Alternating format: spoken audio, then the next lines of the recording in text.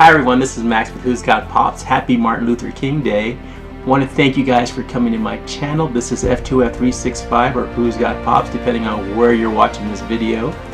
And today I just want to give a big shout out to Martin Luther King, MLK. He's done so much to bring equality to the Americas, to America, and probably to the world.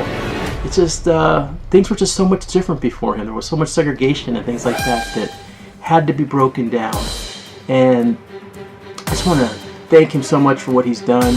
It's broke down just a lot of barriers, not only race barriers, but it's also brought attention to other types of discrimination that happen, like fat discrimination, gender discrimination, that type of stuff, sexual preference discrimination, things like that. So, sorry about that. Things like that. So,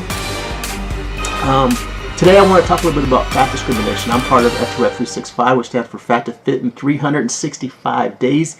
If you haven't subscribed to that channel, please subscribe. If you're watching me on F2F365, I also have a Who's Got Pops channel that focuses in on pops, but also I do other types of collectibles, and I'll be doing a giveaway coming up, I think, this upcoming weekend. And it won't be a pop one, it'll be more a collectible giveaway. So, stay tuned for that. Please subscribe for that one. And let me just talk a little bit about fat discrimination, because that's something I can tell you about a little bit about. So, it's hard, you know, being overweight's one of those things that people just, I don't think that the stigma's still there. People do not, you don't look at any rights and say, you know, you can't discriminate against, you know, gender and all that. Fat isn't on there. You know, race, gender, whatever, sexual preference, there's no fat. So you could still discriminate against that, really. There's nothing that protects fat people for being discriminated against, and it does happen. They did a study, and they found out that, like, in court, if you're overweight, you have a lot more chance of losing a case if there's a jury in front of you than if you're skinny. So that's a big thing. And the work, especially in the private sector, image is a big thing. How many CEOs and managers do you see that are overweight? Very few. Most of the time you'll see maybe some overweight people in the workforce, but at the very echelons where you're trying to get ahead and you want to get those high positions and overachieve and do everything you can for yourself, that's where you will see some discrepancies. So that's a big issue. That's a big issue. Sorry about that. That is huge. So there's a lot of discrimination for that. There's bullying still that happens if you're in the classroom, if you're in school, you're an overweight child. Just, you know, you're not picked for sports and stuff like that. You're the last one to get picked a lot of times. People don't want to hang out with you as much. It's harder to make friends. It could be a socially awkward situation, and a lot of times that will carry into adulthood. So it's important that, like, I think one of the biggest things that we can do is,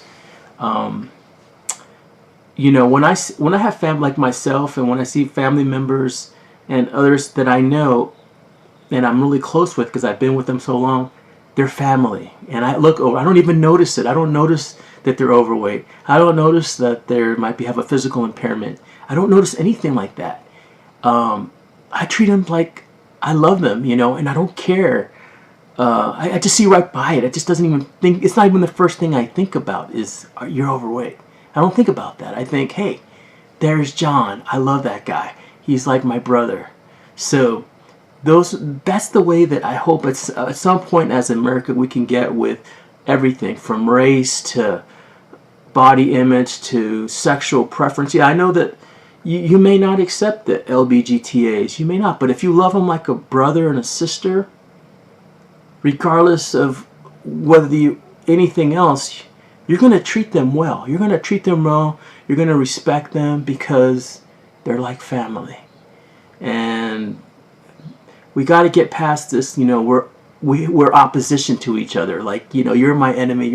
No, we're all family. We all live here. We all have to make sure that we have a place for our children to grow up and to be able to nurture them. And we want America to be great. And I want the world to be great. You know, I want everybody to be, you know, great together. And to do that, we have to care for each other and do smart things. And we can't try to one-up each other all the time. So I just want to put that message out there that there is discrimination out there still, but we've made a long way. Martin Luther King definitely paved a big path for us to make things better. You know, before him there was still segregation where, you know, there was different bathrooms for blacks and for whites, and if you're Hispanic, you don't even know what to do. I guess you just have to hold it.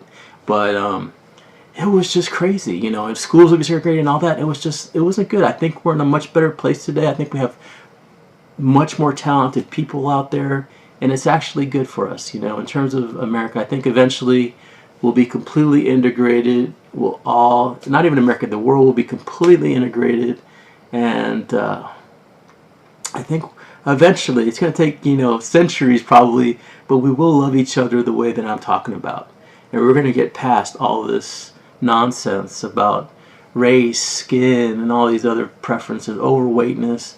But if you're overweight, I do want to let you know that you should try to lose weight because it's going to be healthy for you. I don't think people should judge you because they don't know anything about us in terms of why we're overweight. But we have an obligation to try to get healthy because we want to be healthy. And that's the main obligation. Don't be scared to go out there and walk. If I went out walking today, and I don't care if, you know, all these people out there are in great shape and all that, and they're running around and I'm walking. I don't care. I care about me and my health and my family and trying to take care of them. So it's my obligation to get out there and do the right things. So drink water. That's the first thing I can tell you to do. I'm not going to tell you what diet to go on or anything like that, but please drink water as much as you can. You know, at least 60 ounces, 80 ounces a day. Drink a lot of water. Try to get away from that packaged food. It's just garbage, man. And I've only been on my diet for 15 days, and I've lost 13 pounds in that time, which is pretty good. I'm pretty happy with that. But the reality is that you know, you may not be able to lose the weight, but if you do some little things to improve your life, improve your health, you're going to be much happier. With that being said, I want to thank you guys so much for watching my channel. I love you guys out here in Austin, Texas. Please take care of yourselves. I will see you soon. If you're watching me on F2F365, please subscribe because I know there's not too many of you. I think I got 1 subscriber, which is it. But it's just starting out. There's not much there, and it's just really more of just a vlog of me just trying to come to terms with this weight loss and the struggles and the excitement and everything else. So if you go to my channel, the last video I just did is a pretty good example of the struggles. Anyway, I will talk to you all later. Take care. Goodbye now.